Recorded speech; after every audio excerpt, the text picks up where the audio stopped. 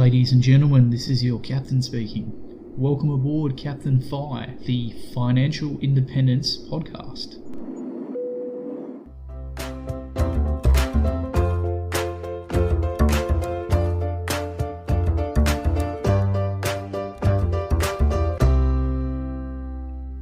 G'day! Welcome to an episode of Captain Fi, the Financial Independence Podcast, where I open the cockpit to some of the best and brightest in personal finance, as well as those who've reached or are on their way to financial independence. Before we get started today, remember anything on the show is provided for general information only and should not be taken as constituting professional advice.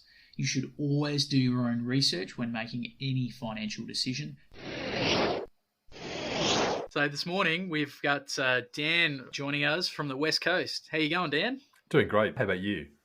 Yeah, not too bad, mate. It's pretty hot over here. It's the middle of the day. I'm sheltering from the UV, and it's nice to be back inside on a comfy seat. Oh, sensational. Okay, so first up, I know we've spoken before quite a bit. I even had a chat to you on your podcast. For the benefit of everyone who's hearing about you and WeMoney expense tracking for the first time, could you just give us a little bit of a background on yourself and the WeMoney tool? Absolutely, Captain Fi, and I think I won't go too far down memory lane, but for your audience, I spent the last 13 to 14 years in the finance and technology space. Initial career within banking at both Bank West and NAB. You would say a sense of disillusionment after that short 3-year journey, and then really started the path of entrepreneurship with our first company, which was switchmyloan.com.au, where we help people achieve better rates on their mortgages with a group buying product that we had. And then I did a lot of life stuff, grew up, got married, had a child, bought a home, spent a little bit of time in venture capital, helping a large family office out in Singapore deploy capital all around the world in new, interesting technologies. And the last year of my life has been focusing on the solving the problem of money management and helping more people get ahead financially with WeMoney. WeMoney, in a nutshell, is a financial wellness platform that helps people get the most out of their financial lives. And we do that in 3 ways to begin with. Number 1, tracking your spending. Number 2, managing your credit health, so you have the same information the banks do around understanding your credit profile. And then thirdly is creating a community of really passionate people helping out one another on the topic of money, where you can get hints and tips from real individuals that are navigating the same money challenges and say money wins that we all come across. So that's my background in WeMoney in a nutshell. That's awesome. And I sort of had quite a bit of a play around with WeMoney. Initially, I was just reviewing it on the blog because I saw quite a few people talking about it on social media, and I've quite enjoyed it. It's quite fun. I'm always getting shamed by your budget, telling me that I've overspent my budget. But it's a good nudge in the right direction. I looked into the social community side of things. And it's quite an interesting little community you're breeding there, Dan. It's I've heard it referred to as the Instagram for finance. Yes, that's correct. We think, look, not to go too deep too early on the show. We think there's the reason why WeMoney exists fundamentally is that we think that the conversation and the topic about money is often a hard, boring, and confusing topic. And for people to get really engaged about the topics of money management, we couldn't go out there and sort of recreate what currently already exists, which is, probably a slew of other expense tracking applications, the pain that people get from trying to do this manually via spreadsheets, and really injecting a lot of fun into that process of managing your budgets and making that really something that you want to engage with. And that's a challenge that we're trying to overcome. I don't think we've solved that just yet. The roadmap of WeMoney is very big and vast that infuses a lot of artificial intelligence and machine learning and the latest in behavioral science techniques to help nudge you into some of these better financial outcomes, which really goes into the deeper areas of behavioral psychology and behavioral economics. And we feel like our contribution in that space could really unlock, a better financial future by getting to the point where you're really fighting yourself and your own brain and evolution when it comes to managing your money. And if we can help you illuminate some of those thought processes or biases into your relationship with money, that could lead to better longer term financial outcomes. And to the point of community, we really think that the next generation of conversation about money, if we maybe even go back historically, and I want to point out these figures, or what we call financial luminaries, in the best possible light, because I think they've helped the generation before us really understand about money. If the listeners to your show might be old enough to remember a gentleman by the name of Paul Clitheroe, who was the head of or a financial commentator for Money magazine, which was very, very popular in the 90s, he probably single-handedly opened up that conversation about money and finances to a whole lot of people, followed by somebody that we might know now, which was Koshi, and his morning show program talking about money and the topic of financial services to a large group of people. I think a name which will be familiar to us all, after Koshi, you would argue that the Barefoot Investor, or Scott Pape, has taken that conversation. But what Scott Pape effectively did with his book, which is now, I believe, sold over 1.5 million copies, is spawn a generation of disciples that look just like you and I, that have the conversation about money with complete strangers online on platforms like Reddit, Instagram, where they're really spreading the word about their own financial situations to a group of people. And we think this is a really unique time in history where the topic of financial services is becoming more destigmatized by the day. And people, especially millennials and Gen Zs, are really craving authenticity in that conversation about money. They're not turning to our what you would call trusted experts in this space, be it large financial institutions. They're looking for people in IRL, like in real life, who are talking about this topic with other people and really getting their first-hand opinion about what it means to save money on deals and discounts, select the right products, where do I invest my money, do I have the right superannuation balance. The topics are endless, but we think there's a real interesting long-term trend that we're leading into, where we can bring that conversation about money in a really safe and trusted environment, so other people can consume that information and get ahead financially. So that's really the essence of WeMoney and the problem that we're trying to solve here around this topic of money, which may be hard, boring, confusing for a lot of people. The barefoot was probably one of the big ones for me. I mean, I've always been okay with money, but that was something that really helped bring it into the spotlight. The thing that continually comes up when I ask pretty much experts in personal finance and people that have reached financial independence, I ask them, what's the most powerful thing you did towards FIRE? And most of them say, track your spending. It's just like this hidden secret, but it's staring us right in the face. So, Dan, why do you think tracking your spending is important? Tracking your spending is really the kernel of good money management. We all work pretty hard. Some of us are working incredibly long hours. Some of us are probably working, 2 or 3 jobs, side hustling and earning that additional bit of income. And we often have expenses that we run into every single day. Going to the petrol station. Do we buy ourselves a cup of coffee? Do we buy a snack bar? Do we have subscriptions that are coming out, or things that we totally forgot to cancel that are still eating up our savings sort of day on day?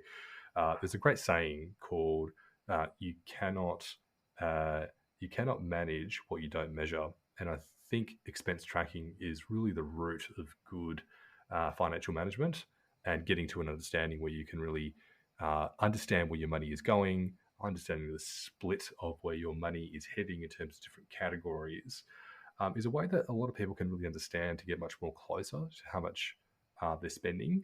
But more importantly, answering or that age-old question or nag that you probably have heard from your parents time in memoriam, which is you need to not spend as much as you earn, because if you do that, then it's obviously a path to ruin, a path to excessive debt, and really not a fulfilled life if you constantly get into a position where you're always hitting bank account zero from your next payday. So tracking your expenses is the first thing that anybody should do to really get a grasp of where their money is going. Unless you're a state or a government, right? In which case you can consistently spend into deficit and then just print more money. Correct, and then pass it over for future generations to pay that off. And yeah, we think that you should live your best life, or you should be empowered to live your best life as you can in this life, because you probably won't. There's no life two. Um, I think if I remember these quotes, I think it was either a Confucian quote where they say that man has two lives. The one um, the one that he's living, and then when he realizes that he's only got one life. And I think it's until that point where you kind of realize that life is finite, and the decisions that you make today in terms of your spending can have massive long-term ramifications to your longer-term prosperity. So yeah, it's a great question, and it's one of the really the foundational bedrocks of good financial management. Tracking my spending has really allowed me to take my journey to financial independence to the next level. Um, it's certainly something I probably overdid initially. I was getting quite obsessive at one point, entering expenses into spreadsheets, tracking every bit of food that I purchased. It's interesting that you mentioned, about the Confucius man living the life, and then when he realizes he only has one life, you then begin your second. I'm hoping that I'm on that second now. I'm starting to rein in some of those behaviors, basically trying to enjoy life more and have more time. And so increasingly, I'm starting to outsource and use really awesome tools. So when I first, excuse me, when I first looked at expense tracking, there were a few subscription-based softwares that I looked into, which some of them were pretty good, some of them less good. And then since discovering WeMoney, which has been free, in fact, I'm pretty sure you guys gave me money to sign up, right? It was like $5 sign up bonus. I've found the app really useful, mainly because it's giving me a little bit more time. How how do you think people can use WeMoney the best to get the most value out of that app? Great question. Look, it's the first thing that people see when they sign up to WeMoney is that you head to the dashboard page, you get a good sort of summarized view around all your income and all your expenses and your budget and all your accounts. And then when you head to the second tab, which is that track page, that's where you get a good breakdown of how much money you've got coming in, how much money you've got coming out, but more importantly, how that's changed over the months for a full year. And then you can deep dive into some of these categories that give you an understanding. Well, how much am I spending on, say, groceries? How much am I spending on fuel and transport? How much am I spending on subscriptions? And you can get a good sense of, where you're currently at in terms of your current financial picture. And the feedback that we get is that people are surprised and shocked on the first instance of where they say, "Oh my goodness, I had no idea that 15% of my overall income actually goes to paying subscriptions." And this would be things like your classic Netflixes, your Hulus, your Foxtels, your gym memberships, and maybe a gym membership that you haven't used for the last sort of 3 or 4 months, or they said it was cancelled, but they're still direct debiting your account. And it's a good first pass audit to see, am I really have I really optimized my financial life in the way that benefits me right now, and where are some of the areas where I'm probably spending a lot too much money on, where I could probably cut back in order to save more money that allows me to achieve other things in life, like either paying down debt, saving more money, or even investing into other areas where perhaps I didn't quite have the dollars to do so beforehand. And I think a lot of people in that initial surprise are just shocked about how much they could probably save initially. That can help them achieve better things in life. So I think that's how we currently go about our expense tracking at the moment. But I want to underscore, Captain Fi, is that this is the first sort of iteration of where we see the future going. We see the future of WeMoney where at the moment, yeah, it's nice to sort of see that at a glance, but some of the cool, exciting things that we've got planned for 2021 and beyond will be much more machine learning driven AI insights that give you a pinpoint analysis of where you might be able to spending money based on your own individual profile, and that's something we're very excited about because that will get into the more of the deeper nuances about you, the individual, and then help you even save more money than you thought was possible. A sneak peek into that would be things like, giving you an understanding of what other people might be spending their money on, and then you comparing yourself and saying, well, if I'm, age 25, and I'm in a certain occupation class or a certain affinity group of people, why am I spending 150% more than people that look like me? And that could also give people a better understanding about, where they might be able to cut back on and spend less, and more importantly, save more so they can achieve, better things in life. That's awesome. I was literally just going to suggest that. I was going to say it would be cool to see how my spending compares to other people, but it sounds like you're all over it. Yes, and that's something that's really important because if you think about it, um, you're walking down the street, you're seeing all these people, and you don't know, whether or not, they're in good financial health. But we don't even know some of our mates in terms of until they often sort of get in trouble, whether or not they're in sort of good financial health or not financial health. And we think that added transparency just adds to um, a much better outcome when people get a good understanding about what other people are doing, so they don't have to feel alone and trapped in their own sort of four walls in their mind about their own situations. That just gives them more empowerment to take control of their own financial destinies when they understand where they currently sit. And if they're really on the leading edge of that, then that's great. But if there's a chance to improve, and we can make it really easy for people to improve the situations, and that's something that's going to be, we think, you know, game changing in the way that people can manage their own financial lives. It's pretty awesome. You're kind of sticking it to the keeping up with the Joneses issue right there. Yes, and that's the sort of essence of where a lot of bad financial habits get picked up is in your early 20s. I don't want to pick on any people, but I want to pick on a report that came out a few weeks ago, which was the ASIC report in the buy now pay later sector.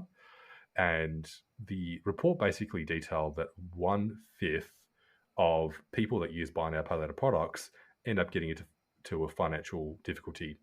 And I just don't want to talk about buy now pay later because I think it affects other product categories. But the most interesting statistic that came out of that report was that almost 50%, so 49% of people aged between 18 and 29 were the people, or that 1/5 of folks that got themselves into that bad spot. In your 20s, what are you doing, right? You're either going out getting an apprenticeship, you're going to uni, you're going out and having a good time socially, you're meeting a lot of cool, interesting people. Things like status might be important to you. You're getting heaps of external stimulus and influence. You just have to go through your feed right now on Instagram where you're seeing countless pictures of happy faces and lives of people living awesome awesome lifestyles. But if you peek under the hood at a lot of those lifestyles, what you'll often see is that yes, you might have a great vehicle, yes, you might have the latest watch, yes, you might have the perfect backdrop of the holiday, but what a lot of young people don't realize is that a lot of those, and not all the time, but more often than not, those are fueled by debt and people getting into really bad spots on spending money in their early 20s, where that can catch up to them in a really bad way in their 30s. And I think you of all people will know this, Captain Finance, is that your 20s is what sets you up for your 30s and your 40s and beyond. And if you can start really early and avoid some of those bad traps in your 20s, then you'll be the one that in your 30s, having a big life where you can, afford to do things that you couldn't do if you spent your time and your money and resources just focusing on things that, quite often don't really matter. I can say this from firsthand experience. I'm, 33 heading on to 34. And I could just look back at my 20s and look back at some of the the photos I had where I spent too much time thinking about what type of shirt that I was going to wear in a certain outing, or all that type of stuff. And when you look back in your 30s and you just reflect on life, you go, you know what, it didn't really matter. So I 100% agree with that point around keeping up with the Joneses. It's a big effect that a lot of young people have to navigate through. And you often hear the stories of people waking up in their 30s and saying, hey, it didn't really matter. So the more of that we can infuse into the conversation authentically, then I think that should help people avoid some of these traps. Dan, how does the WeMoney app work? How do you actually find out what you're spending on and link your accounts? We use a third-party data provider, and that third-party data provider is called Yodlee, and they allow us to securely access your banking information and then give you the ability to provide all that information in one location. So, Yodlee is a large multinational company based in the States that powers large other institutions like Xero here in Australia that provide us that information so we can present that to you in one easy to manage location. Now, look, this was a bit of a sticking point for me initially, and I know a lot of people are, not sure about it. It took me a while to even, link my account with WeMoney because I just wasn't sure. I've been using it now for since October, early in that, and it's been working fine. I've seen some interesting reports, for and against third-party services like Yodlee and Basic.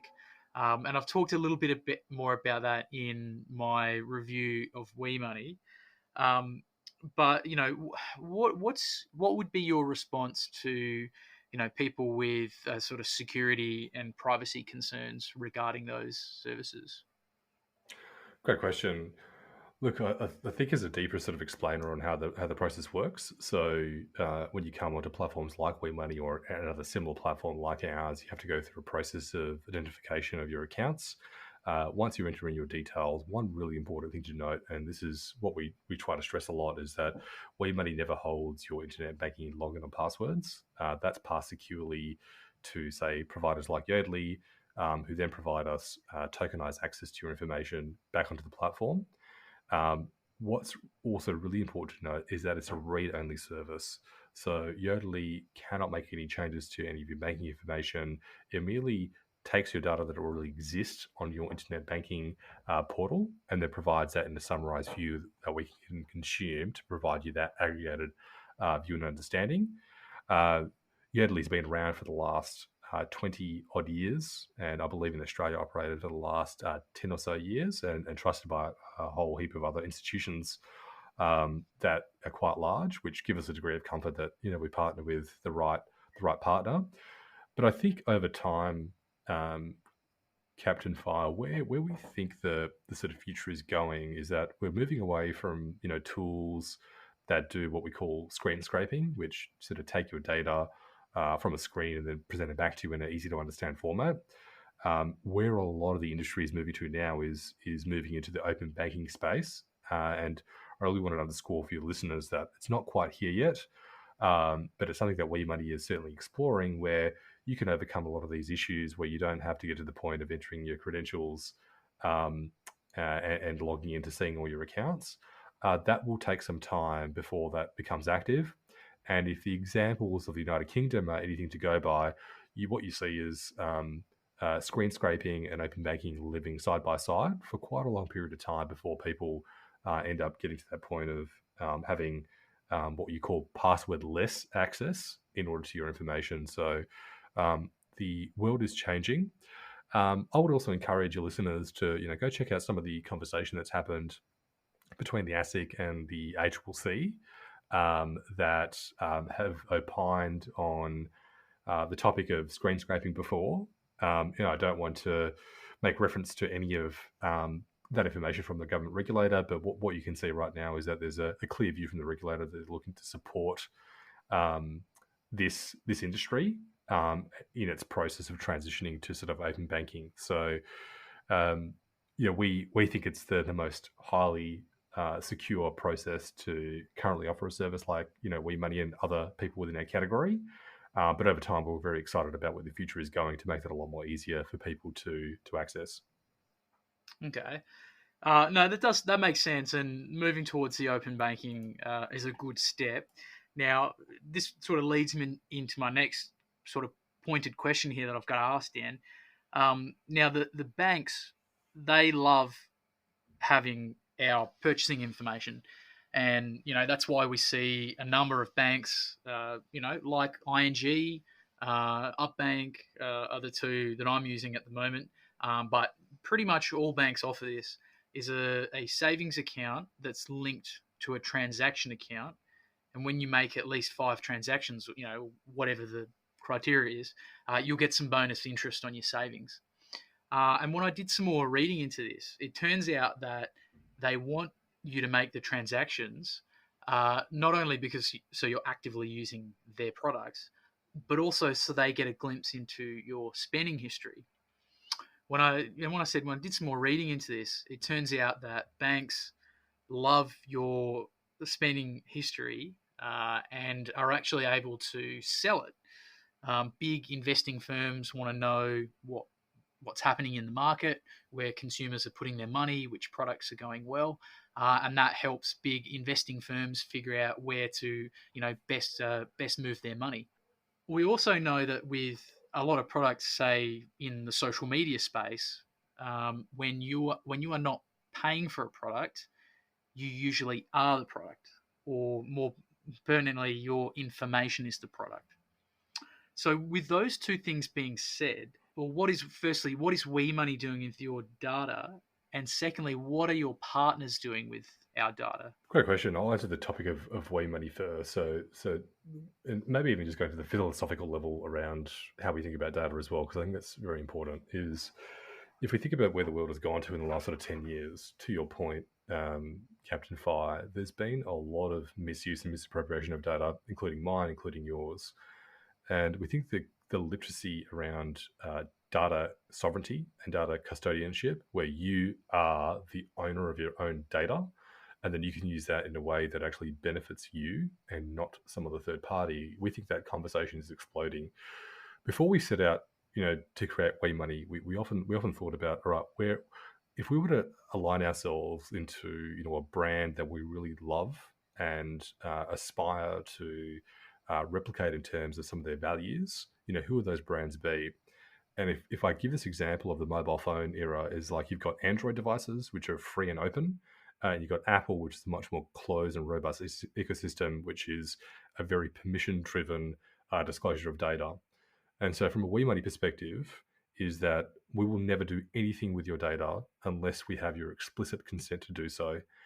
We don't sell your data to third parties.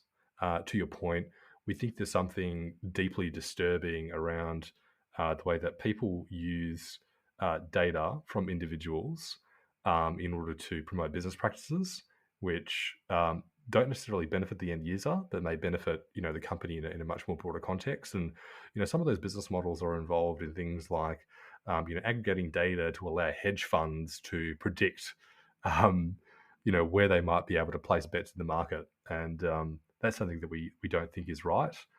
So that's firstly and foremostly WeMoney's approach to data is that number one, it's safe and secure. It's used in a way that only benefits you in a way that can help you achieve a better financial outcome in the future. We may drive insights on an aggregated level to help our members and help our drive our product, but we will never sell anybody's individual data to a third party that helps that third party do something with that data that's not aligned to our core beliefs, and also where consumer might think their data is going.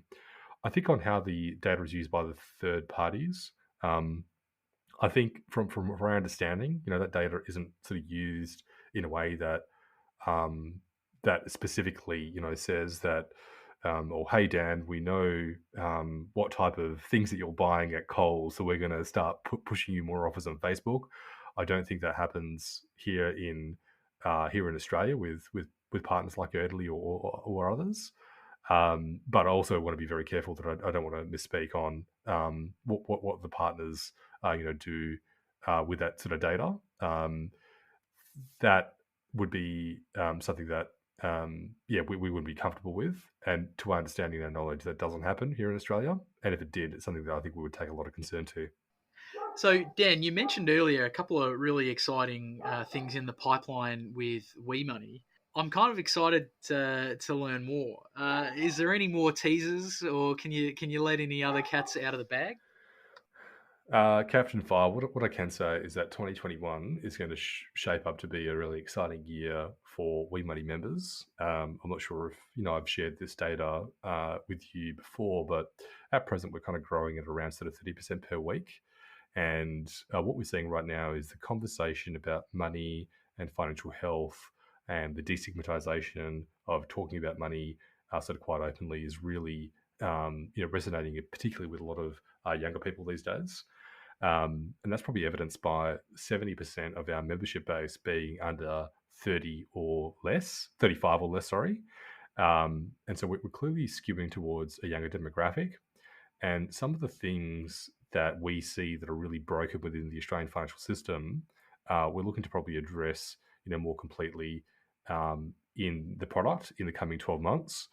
One of the more shocking indictments that we have seen more recently here in Australia is that people often refer this as this sort of lazy tax, where you may have a financial product like a personal loan or a car loan or a mortgage in the credit space, or be that a savings account, where you've had it for like 3 to 4 years, and you look at this product that you haven't, laid an eye on for that period of time, and you realize that you are paying, let's just say for a mortgage, so the typical mortgage rate at the moment is around sort of, two, if you're doing under near 2.5%, you're probably doing okay. But we've seen some shocking insights where people are paying, say, 3.5%, 4%, and we've even got a handful of people that we've seen so far that are paying up to 5% on their current mortgages. And what that tells us is that at a really like deep and fundamental level is that there is a lot of inefficiency within the financial ecosystem, where people don't really have the most optimized financial lives because the current products they're sort of taking with them and carrying around each and every single day, like credit cards and personal loans and home loans, are completely inefficient. And we estimate that probably around 70% of the total outstanding debt in Australia is what we call inefficient, where people aren't really paying the lowest rate they potentially could be, given their own degree of credit risk. And one of the things we're really going to focus on in 2021 is how do we make that process and illuminate that journey for people, where if they are paying too much on, say, certain credit products, they can get a better outcome and do that in a very, very frictionless way than going through the very painful process which currently exists at the moment. And that's something that we're really going to focus on in the first couple of months here at WeMoney is giving you a better understanding about where you currently sit in terms of your current financial life, and giving you an audit of that. But more importantly, letting you know how you might be able to optimize your finances in a much more better and sustainable way. And that will form part of a business model conversation, which is how do we make ourselves more sustainable. We think one of those initial approaches is actually partnering with the best of breed providers that can help Australians navigate their money and provide them the best possible products at the right stage of their journey. The second thing that we're really looking to expand on the product is really infusing some of those AI machine learning driven insights into optimizing your financial life, where you can literally set and forget your own financial journey, and what we call this sort of new era of autonomous finance, where think about it, you're driving your car, you notice you got your Google Maps on, you notice there's a blockage, say, on the freeway, and what Google Maps is telling you to do is telling you a different route where you can go to get to your end destination. Wouldn't it be cool to do that with your money, where if you spend a lot during the month of December, which is probably normal and natural for a lot of people, how can the system learn and understand where you might be able to save in other areas of your life and really optimize your money while you sleep? And that's something that we're very excited about in 2021. Uh, I would say more practically speaking, without being as cryptic, is that we've had a lot of demand for what we call a desktop version of WeMoney, where you can see the mobile experience that you currently get right now, but you could also see that for what we call our power user segment to give you, the full breadth of a real estate on a desktop view to really get into the nitty gritty of your money, and that's something that we find exciting and something personally that I can't wait for as well myself. So there's some of the things that we've got coming down the pike. Okay, wow. You heard it here first, guys. Come awesome stuff in the pipeline for WeMoney. AI hints, potential partnerships, and desktop variants. I'm pretty keen to see how that all pans out. Now, I do want to just pick up what you mentioned there, Dan, about making the platform sustainable. So at the moment, well, I haven't been charged anything from WeMoney, and actually, you guys gave me a sign up bonus.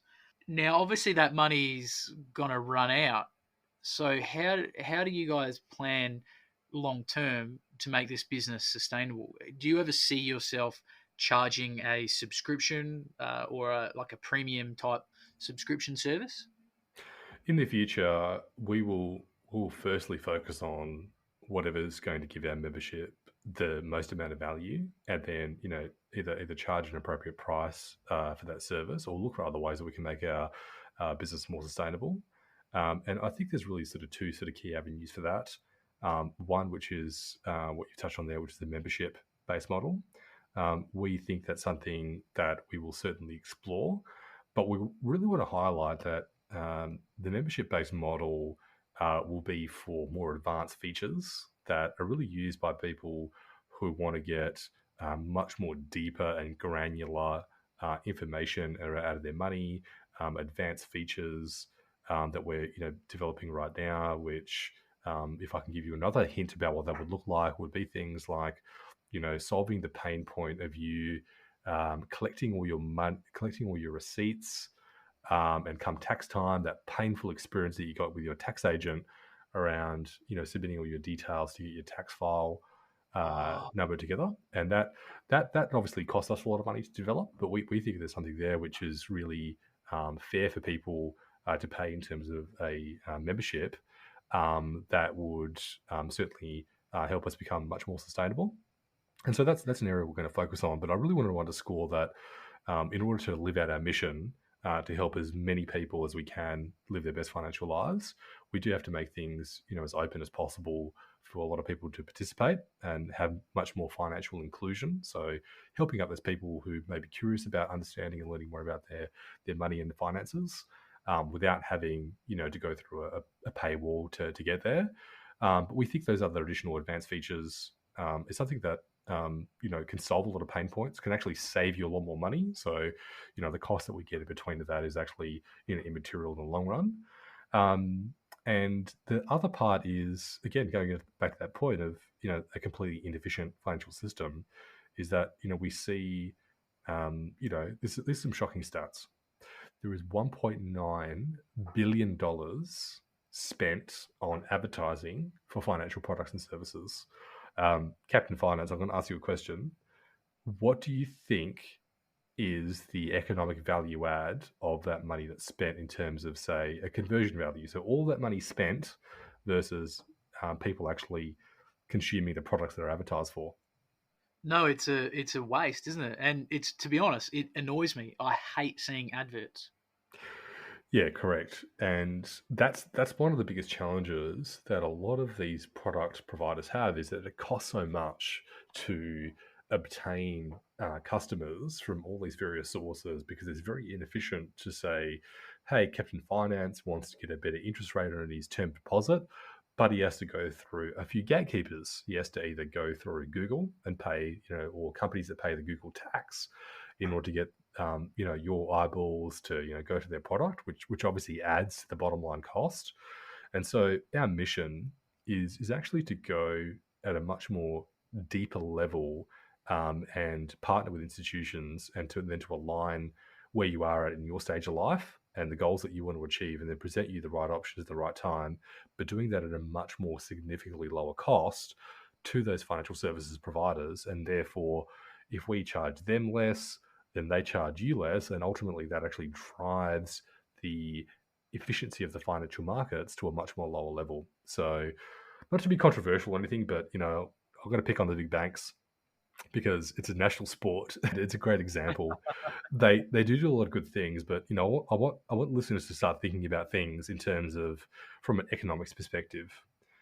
When you go down your main street in your CBD area or your main strip in your country town, if you go and have a look at where all the big banks and financial institutions are located, they're located in big fancy buildings, in big, towers with nice addresses. When you walk into those branches, you're paying for every single last bit of that building, the glass, the ATM machines, and things like that. And that cost ultimately is a cost borne by you, the consumer. And if you think about all those costs, and if you summarize all those operating costs that a bank has to do, and you boil down the core essence of what you receive at the end of the day as a consumer, at the end of the day, if you're borrowing money, you're receiving money. If you're investing money, you're getting money back.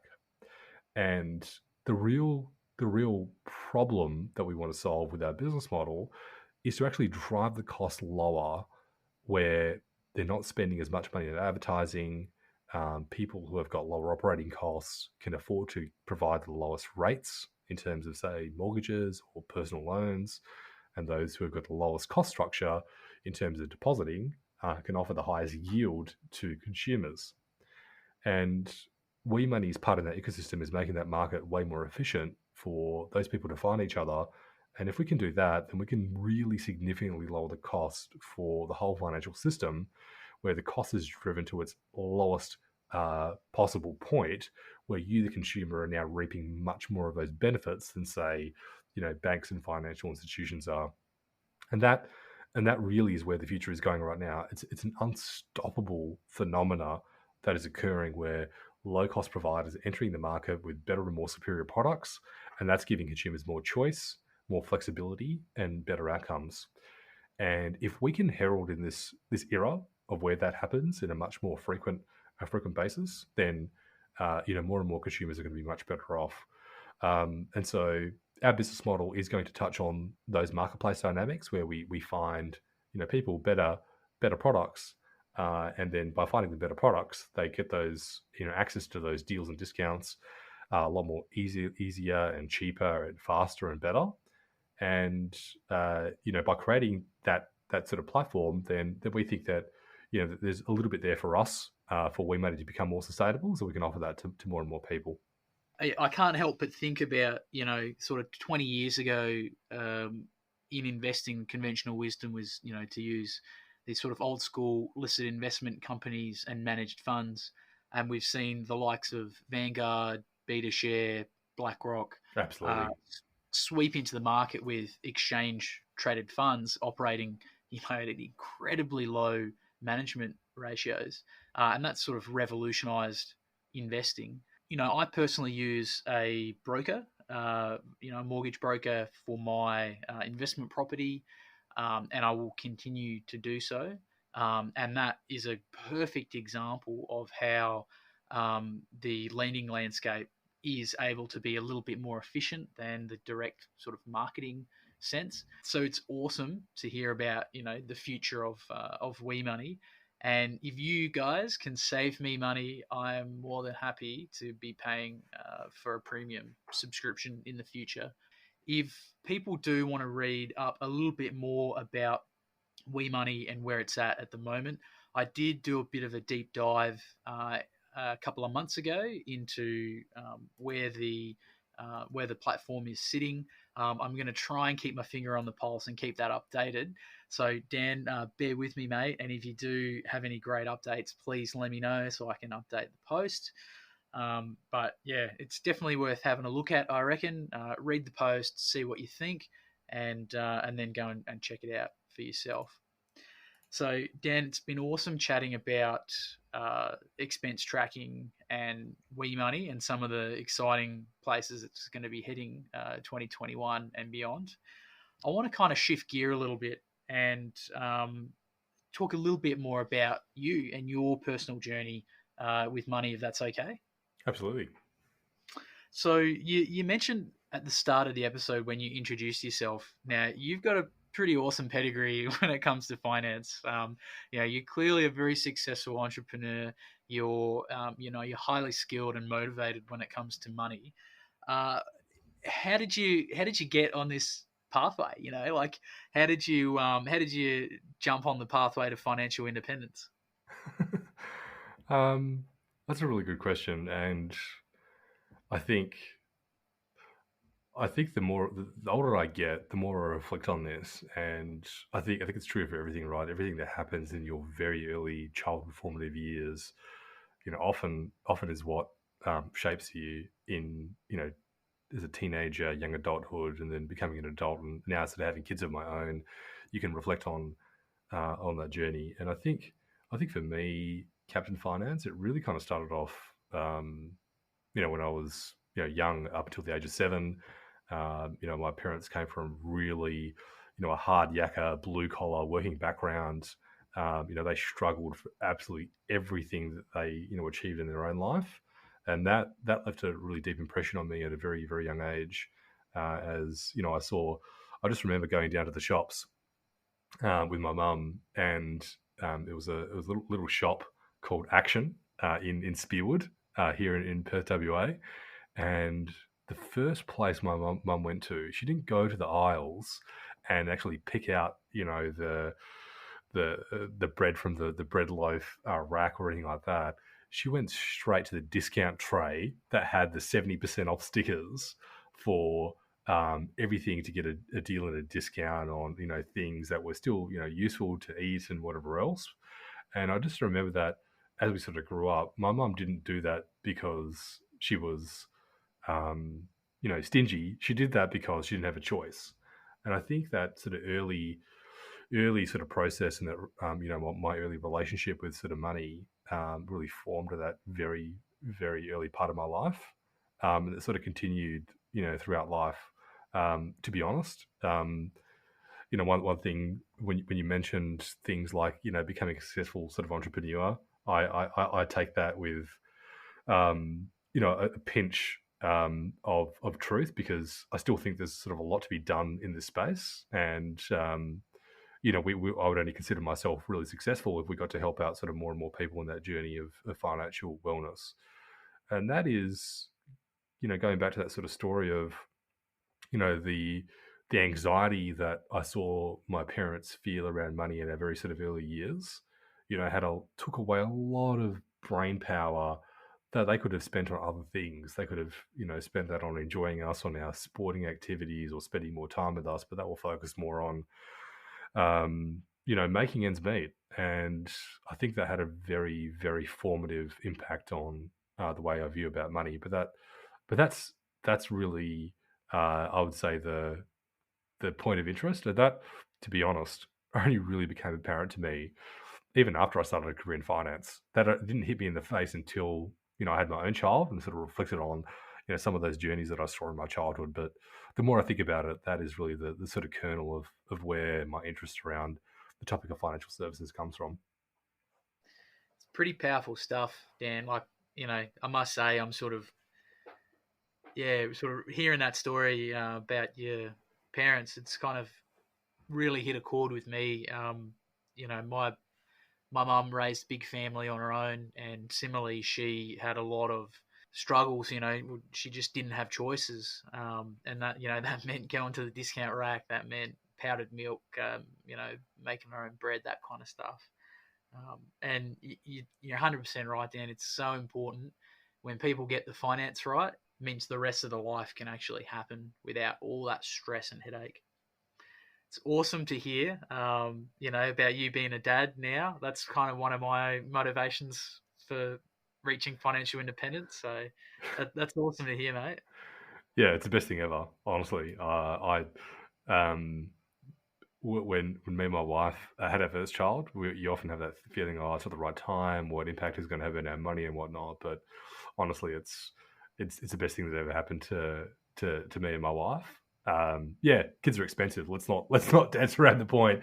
But I think the joy and the value that you get on an intrinsic level is just, yeah, world beating, mate. So I really love your journey and your pursuit of starting your own family, mate. That's something that anybody that's either willing or inclined to do so, it's amazing. So good on you. I'm going to be suggesting on the WeMoney feedback tab to have a child rearing expense tab added. So, That's a good feature speaking of request. which, how do your wife and you manage your finances? Yeah, so I think over the years, Captain Five, I've got, I would say probably in my early 20s, I reckon I had a lot of rough patches there with, keeping up with the Joneses and doing all that type of stuff, spending, money on credit cards that, became, almost unmanageable and, paying all that stuff off. But, the way I conduct my financial life right now is that we have got fairly straightforward affairs. We know how much our mortgage expenses are. We know how much our monthly commitments are to all of our bills and our outgoings. So we track that pretty well. I mean, yes, I use the WeMoney app, but also we do that ourselves. We have our own date nights where we talk about money. Where we got a lot of inspiration, of course, from Scott Pape when he discussed that in his book, and that's really strengthened our sort of conversation about money and financial services, where we can sort of talk about that openly and honestly, and that allows us to be a lot more sort of fluid when we make decisions around key financial outcomes. Number one, do we send our child to a private school? Do we send them to a public school? Well, where we are at the moment in our life, it's going to have to be a public school because that's what we can afford at this point, and that's where we are at the moment in our sort of financial journey. Hey, I'm a public school boy, mate. I turn out all right. Likewise, yeah, same here. I went to both, but yeah, I can safely say that my public school education was pretty good. Um, so those types of um, those type of conversations really happen quite regularly for us. I would say that we're talking about money at least 2 to 3 times a month, and I would say that conversation typically goes for about an hour and a half. My wife is in the medical services field, and her situation sort of changes quite rapidly. And so we're often adjusting our own sort of lives based on new information. And I think the best way to do that is by having a conversation. Um, I'm probably because I obsess over money, Captain Finance. I'm probably not a good case study here, but I found our biggest unlock was to be really open to have that conversation about money. Because once that anxiety level about having that awkward conversation about money with your loved one is had, you develop a deeper level of trust, and you develop a deeper level of understanding about how you tackle your finances together. And that only creates, I think, for a better, longer lasting financial relationship you have with your spouse and your family. So if there was any recommendation that I've got around that space, is talk often, talk frequently, and talk openly about money with your loved one, and that can really help you get on top of things that maybe you're too shy about talking to your partner with.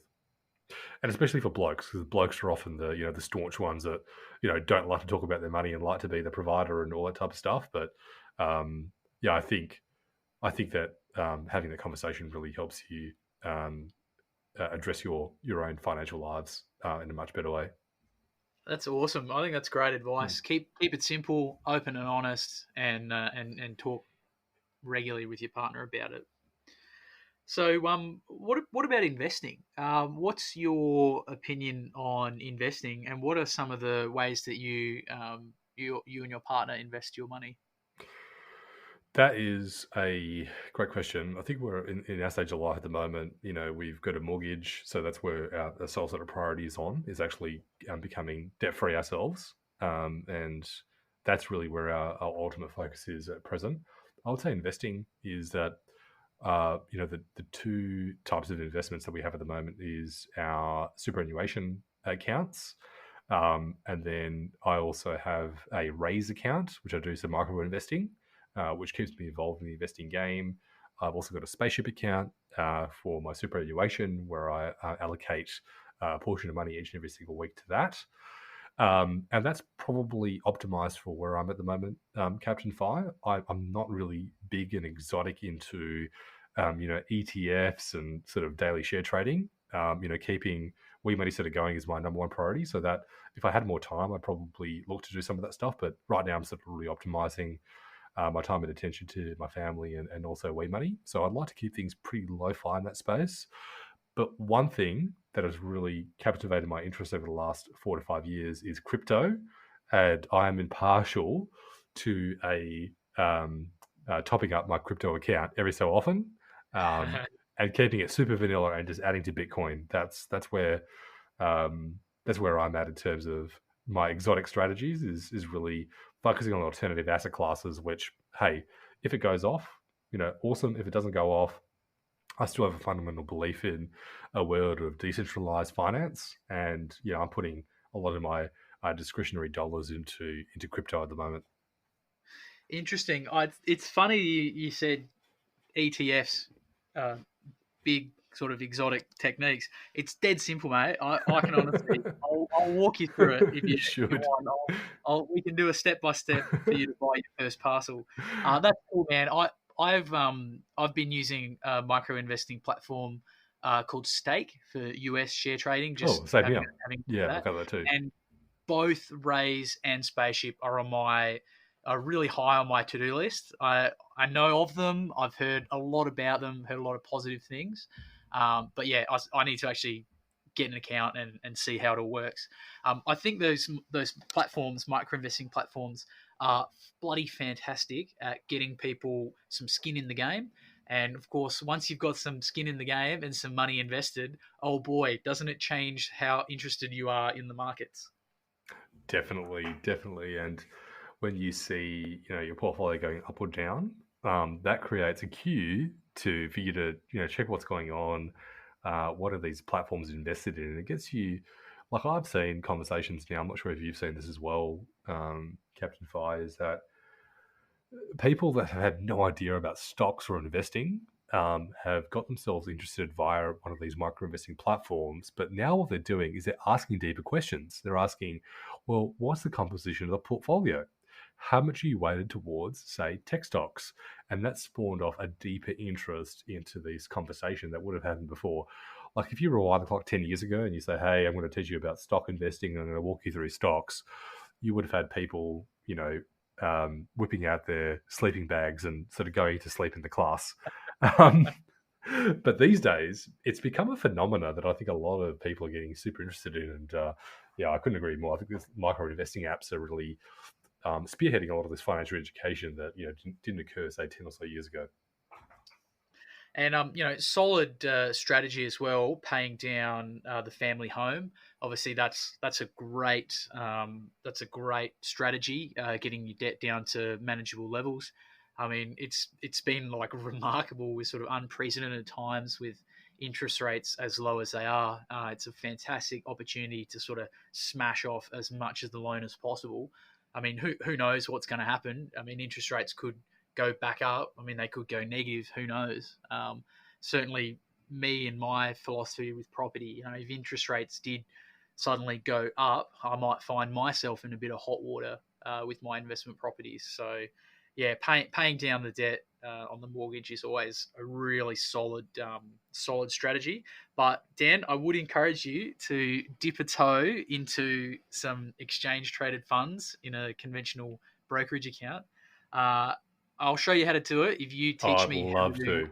As long as you have to teach me how to do crypto because I haven't done crypto before. Oh, mate, yeah, that's a good one. I think if anybody's listening, I mean, obviously do all your research, but there's plenty of platforms that are the razors or the spaceships of the crypto market, and I think the one that I've personally found probably the best is Coinbase. It's a US based one, probably the most popular, but allows you to get into crypto at a very sort of affordable way. You don't have to do all these, fancy things like having hardware keys and buying crypto and storing, encryption codes everywhere. It's a pretty sort of straightforward way to sort of dip your toe in into the crypto market. But yeah, I think I've got a longer term belief that that is really the future of money, and that's where I want to be stacking my chips. I've heard it been referred to as virtual gold before. Yes, that's correct. There's probably another podcast topic on this sort of entirely, but um, if you think about all the people that have been involved in the crypto space, we're talking sort of MIT, Stanford, PhDs and scientists, where people are devoting, large portions of their life to help this sort of nascent sector become much more mainstream. If you've seen what the Chinese have done now with their own approaches to digital currency, um, and so a lot of these conversations about crypto often happen. They call them crazy, they call them a bubble, which arguably, it might be the case, but you just can't help but see the competition, the intensity around the topic of crypto just taking off. More recently, PayPal, which we would call a very sort of normal, financial services company, has now delved into allow you to buy cryptocurrencies. So it's becoming more mainstream by the day. Definitely a topic for research in. Definitely a topic for some further research, and I'd love to track down an expert and have them explain it all to me in the future on the podcast. So you touched on earlier, Dan, superannuation. You mentioned you regularly invest through your spaceship super account. Um, Talk me through a little bit about your attitude on super and whether you like it or not. I like super. I love super. And the reason for that is pretty simple. Like, God bless the Australian government that invented superannuation, because it created a huge asset class where Australia's prosperity is tied to this concept of forced savings. And when you've ever had any difficulty with saving money, there's nothing like the superannuation program to sort of touch on the areas where you can squirrel away money so you can use that in later parts of your life. So from a fundamental level, I really like it. Not only for myself, but just for the benefits it promotes for a lot of other people that end up going to retirement with more dollars. Um, I think superannuation is something, at the age of 33, you probably wouldn't spend too much time thinking about. But when you think about, 65, it's really around the corner. Like we're sort of 50% of the way there, if not just slightly over, of where that potential conversation around sort of retirement might come about. And the way I think about it, Captain Fi, is the more I can contribute just ever so incrementally to that portfolio, the more likely I'm going to probably live a much more comfortable retirement, or fingers crossed and touch on wood that I do. Um, but I think the reason why platforms, and again, there's plenty of different other platform providers. I'm just giving you one as an illustration, for example. The reason why I like Spaceship so much is because I really loved their focus on technology. And I've got a big fundamental thesis that everything that can become software will become software. Mark Andreessen, who's one of the world's most preeminent venture capitalists, who runs a company called Andreessen Horowitz, or the colloquial shortened term, or A16Z, had this quote, which was really simple but very powerful, called "Software is eating the world." And I really want to put my money behind the future of where backing companies and investing into companies that are going to create this future where we're going to become much more software driven. And a platform like Spaceship allows me to do that, because that's where a majority of their allocation of their portfolio, or their fund managers, are allocating their money towards. So that's probably the simplest reason of why I've chosen that fund over anything else, and how I see my future sort of shaping out over the course of the next 10 to 20 years. And yeah, I really want exposure to that sector, so that's the reason why I chose that. That's awesome. And you've really touched on one of the most powerful wealth creation strategies. And it's something that took me quite a while to learn, and I'm still perfecting it. And that is regular investing. If you can regularly set aside money and invest it, it's so powerful. And previously, I used to always think about, I'm going to save up and invest when I have a large chunk of money.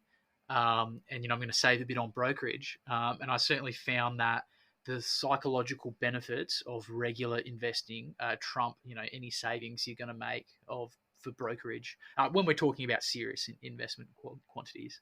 Um, so that's awesome, mate. I also love super. Me, I'm big into fire, trying to achieve financial independence.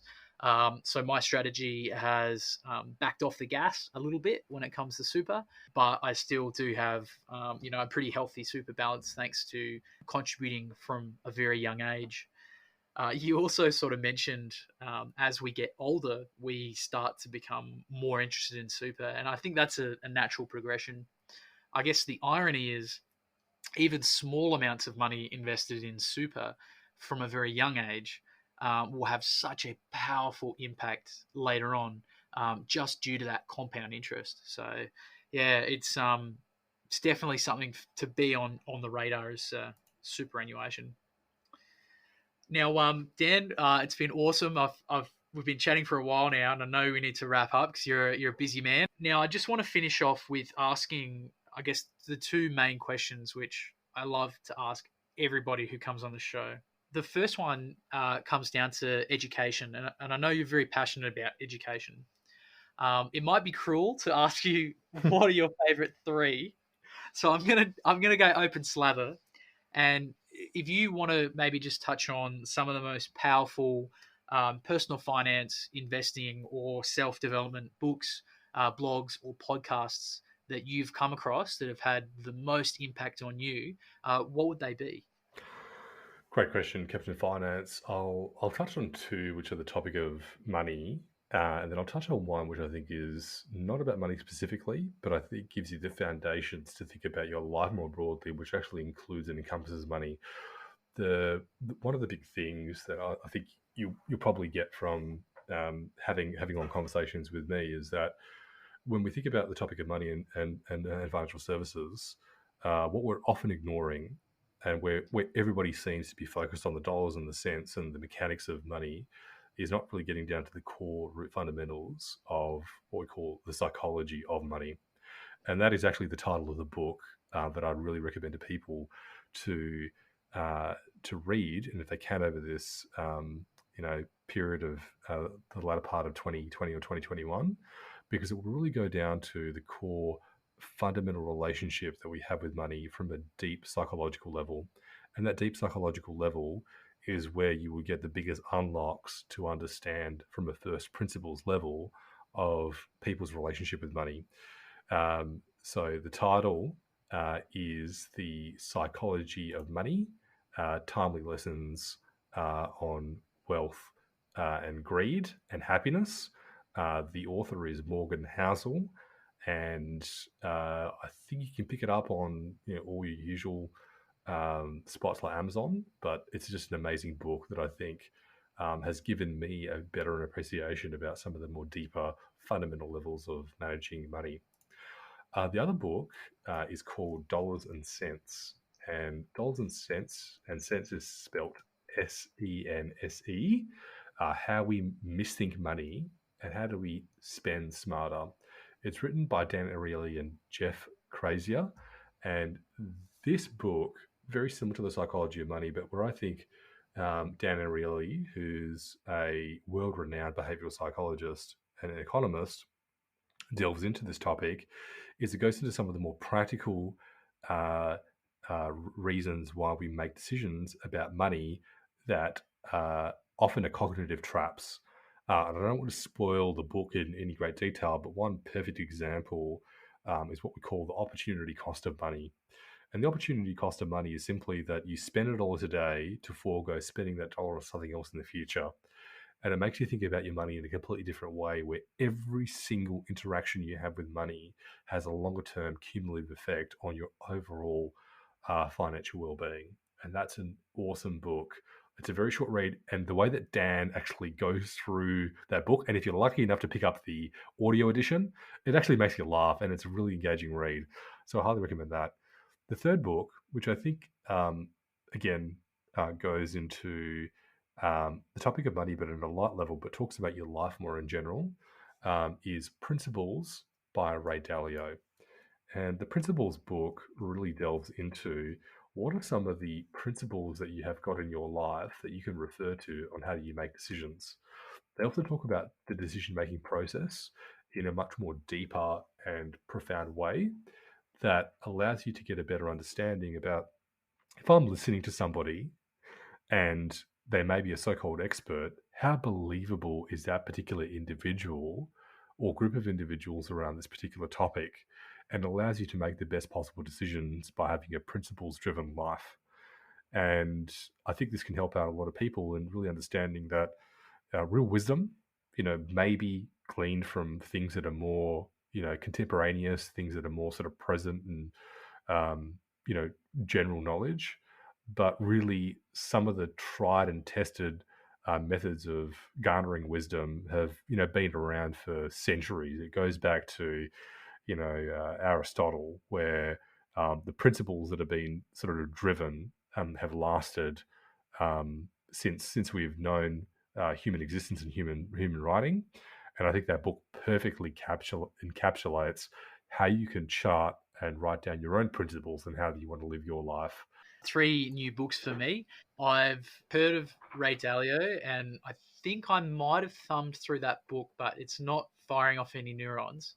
And I did recognize, was it Dan Ariely or Dan O'Reilly? Really, Ariely, he had a yeah, great book, Predictably Irrational, as well. yes, So awesome. Thank you for those tips. They're going on the list. Awesome, Dan. Now, last question.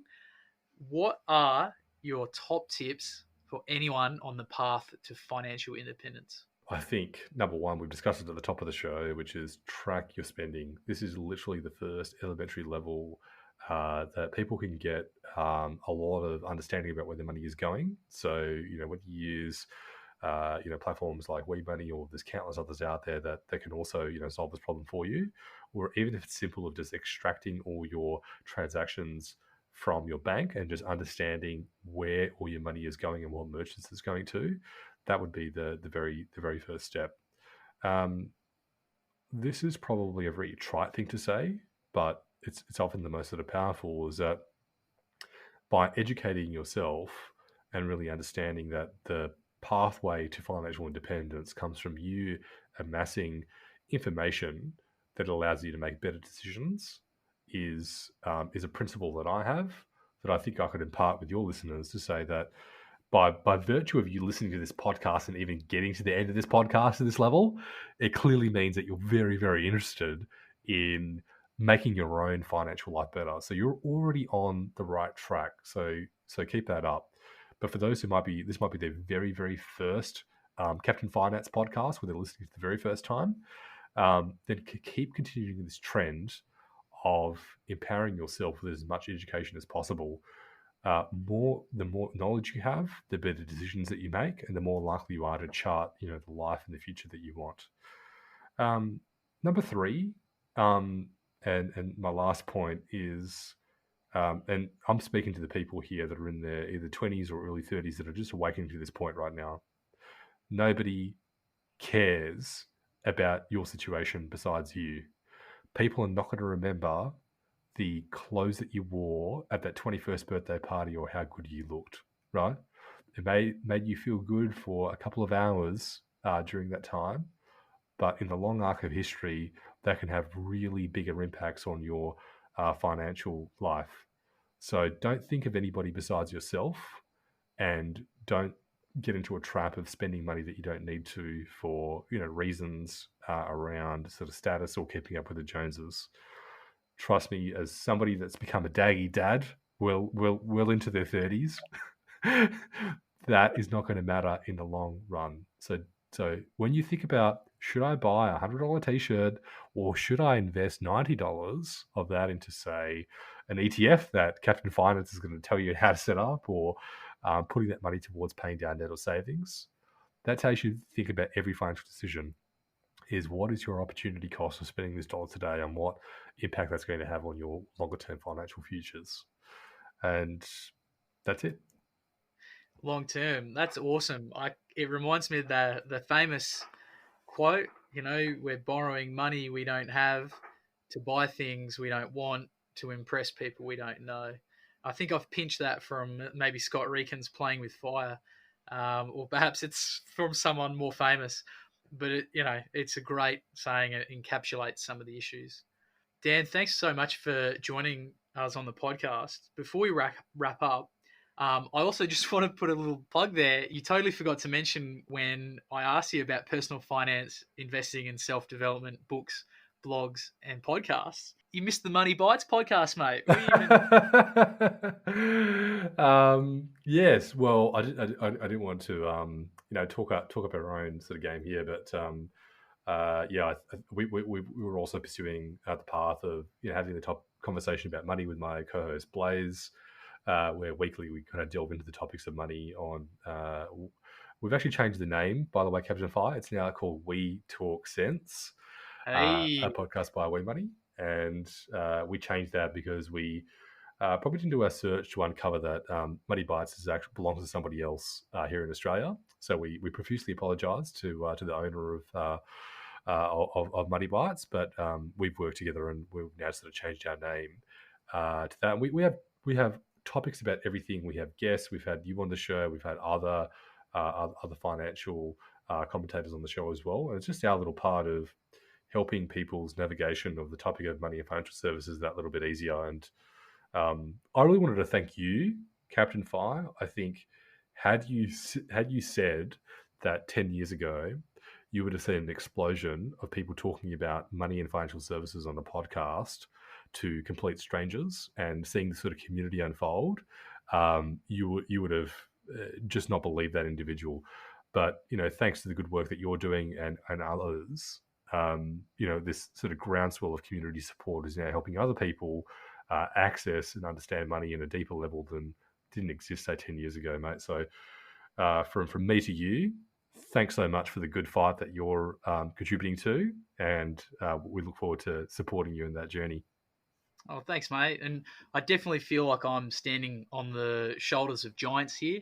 Of course, you've mentioned a couple of the really amazing people in the field, like the Barefoot Investor, but also people internationally like Mr. Money Moustache, the Mad Fientist, J.L. Collins, and even closer to home, some of my favourite bloggers and podcasters like the Aussie Firebug, Pat the Shuffler, and Dave from Strong Money Australia. These guys have, they've been fighting the good fight for quite a long time, and I've learned a heap of awesome stuff from those guys. So I appreciate you saying that, Dan. But yeah, definitely standing on the shoulders of giants here. Before we wrap up, now we were having a really interesting chat before we started recording. Now I have got some feedback on my podcast about going off topic, so I'm going to just say this. I want to keep talking about space stuff with you. Yes. And if anyone wants to keep listening to that, keep listening to the end of the podcast. So I'm going to wrap the official podcast up here, but I want to keep talking to you about space stuff because you had some really cool stuff to say. So for the benefit of everyone that wants it to wrap up here, was there anything else you wanted to bring up today, Dan? And where can people find out more about WeMoney? Get in touch with yourself.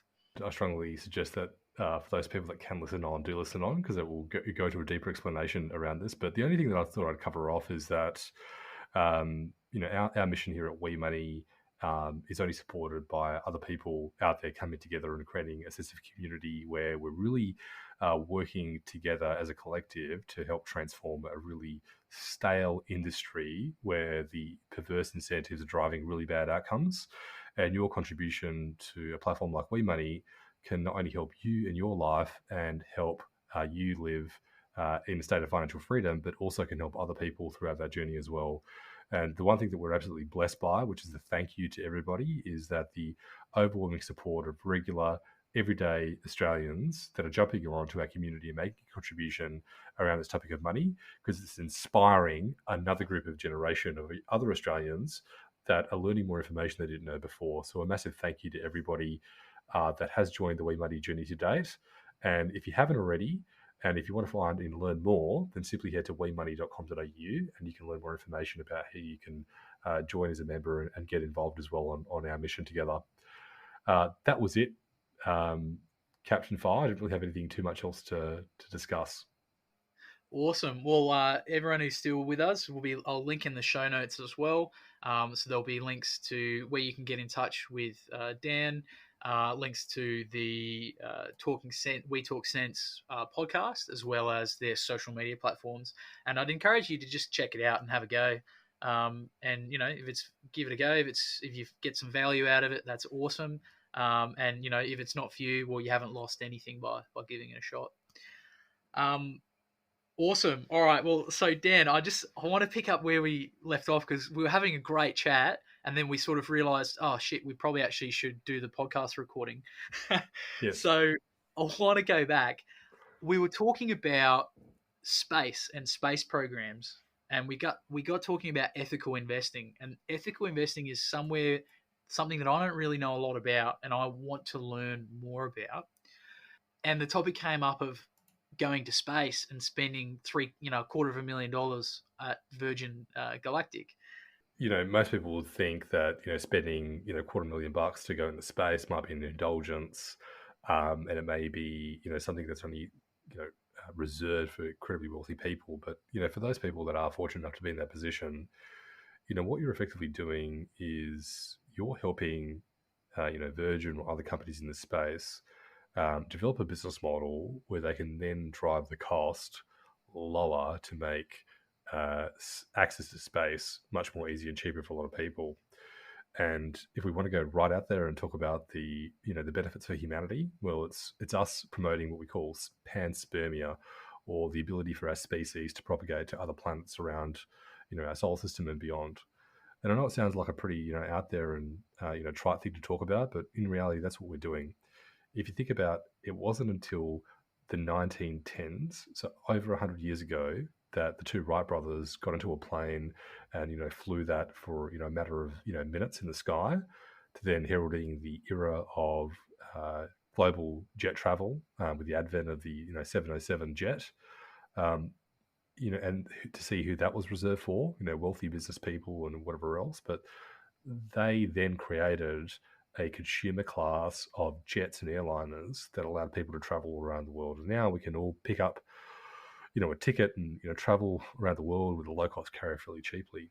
So our sort of contributions into the space era, start with, hopefully people like you, Captain Five, jumping on a plane or jumping on a rocket ship and helping herald that era of transport in a much more beneficial way for society. And yeah, that's something that I'm a really big supporter of. I think, if you're going to spend your dollars, on anything and invest in certain places, why not put your dollars into something that's actually going to make the world a better place?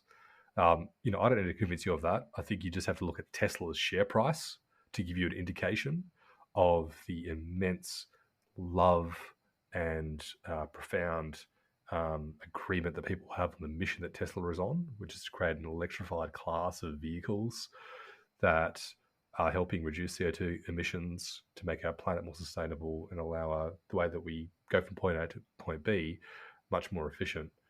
And that's only going to explode now as more and more people, especially young people, become a lot more conscious about where their dollars go to and what companies and brands they support.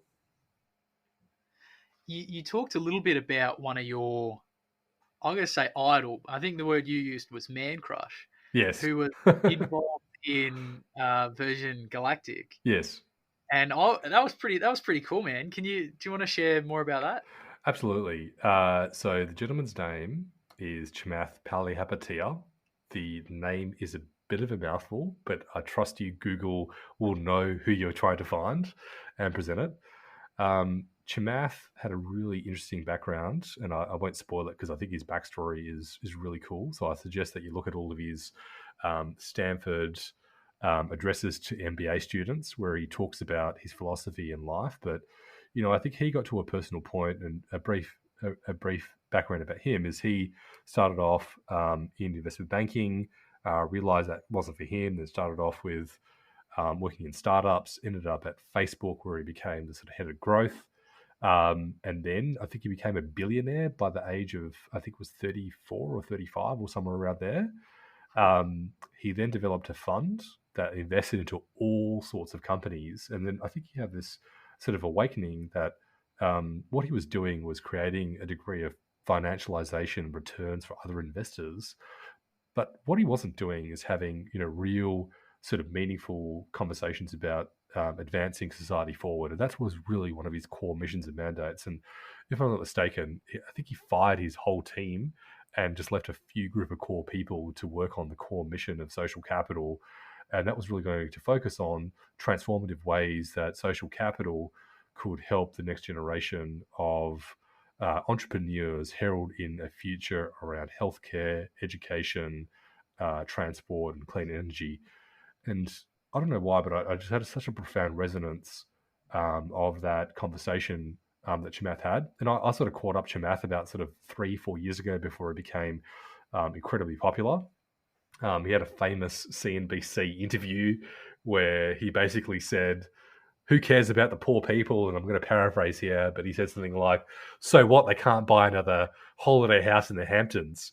And I think that was said on a platform like CNBC, where a lot of investors probably did have holiday homes in the Hamptons, and it wasn't the everyday person that got to participate in that conversation. And I think there's something profoundly changing in the way that people think about how they progress through their lives and what their contribution is into investing and using the time and effort and resources to, helping more people become more better off. And I think Chamath is the poster child of that conversation that I think is only accelerating now, with more and more people really resonating with that topic. Making money for money's sake, I think we can all say that, right? We're not going to become more fulfilled by adding each incremental dollar or earning, a multiple of $100,000 on our incomes. There's going to be a natural sort of plateau of that. But then where does other happiness come from? Well, happiness comes from, helping your fellow man and humanity at large, inch closer to making our lives much more better off. And I think that's where a lot of young people see their career shaping up, is creating that impact in society where their contribution can be felt with a much more broader group of people. And so, yeah, for those who are really interested, just type in Chamath Palihapitiya, give yourself some time, because I'll tell you what, my YouTube, when I first found out about Chamath, I think ended up probably being about 8 hours back to back of just going through videos and content that he's that's been put up on YouTube for the last sort of 3 to 4 years. It's pretty profound stuff. So I'd highly encourage it for those people who are thinking about, where they may want to put their own dollars and cents to work. Is, do they really want to put it into some, boring and stale industry, which, hey, I guess probably there isn't anything wrong with that, but there could be a bigger, more impactful way that you can use your dollars to actually promote, better longer term outcomes for humanity. And yeah, that's something that really interests me. Well, I think I know exactly what my afternoon's going to entail, and I'm probably going to jump straight onto YouTube and check out Chamath and have a look at that CNBC article. Look, I think it's an awesome topic, and I'm sort of delving in a little bit more into the learning about ethical investments. There is a particular ethical ETF that I'm really interested in. I won't say the name because I haven't really done any research into it yet. I've got a couple of mates that are fairly heavily invested in it, talking hundreds of thousands of dollars, and they reckon it's going quite well for them. Very similar to a standard broad index ETF, but they just have some requirements. I think there's no weapons, no tobacco, no alcohol, and there's some other sort of social parameters that those companies need to obtain to get in the index. I'm learning a bit more about it, and I'll share on the blog once I have that information. Hey, Dan, we should probably wrap it up because I know you're a busy man. It's awesome to chat a little bit more about space and investing. Had an absolute blast recording with you. And next time I'm back in your neck of the woods, I'll let you know, and maybe we can go and hit up Scarborough or something. Oh, that would be amazing. Great to be on today's show, Captain Finance. I really enjoyed it. Thanks for listening to another episode of the Captain Fi Financial Independence Podcast. To read the transcripts or check out the show notes, head over to www.captainfi.com for all the details. If you have a question for the captain, make sure to get in touch. You might even make it on the airwaves. You can reach me online through the Captain Fi contact form or get in touch through the socials. I'm active on Facebook and Instagram, as well as a number of online finance and investing forums. And finally, remember, the information presented on the show and the links provided are for general information purposes only. They should not be taken as constituting professional financial advice. You should always do your own research when making any financial decisions and make sure it's appropriate for your personal circumstance.